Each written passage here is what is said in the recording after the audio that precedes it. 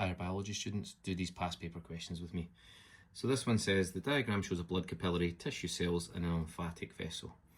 We've got a diagram showing blood flowing past point X down to point Y, and in between we've got the capillaries and the tissue cells. Which of the following statements explains the difference in blood pressure between points X and Y? Okay, so point X is coming from an artery, so we would expect the blood pressure to be high here. Y is going to the vein, so we'd expect it to be lower here. Alright, so the blood pressure is going to be higher at X than it is at Y. Okay, so it's going to be higher at X than it is at Y. Now, technically, D could also be correct here because it's saying it's lower at Y than it is at X, okay? So we're thinking it's either going to be B or D based on that. Now, if we look at the second part of the statement, plasma leaves the blood between X and Y. So if we look between X and Y, is plasma going to leave the blood and go into the tissues? It is, okay? We should know that. Our knowledge should say that pressure filtration will force the blood into this fluid here outside of the tissue cells, okay, the tissue fluid.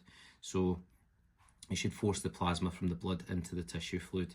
So we're thinking it's going to be B, but just to check, it says as lymph enters the blood between X and Y. Well, lymph is not going to enter the blood between X and Y, okay?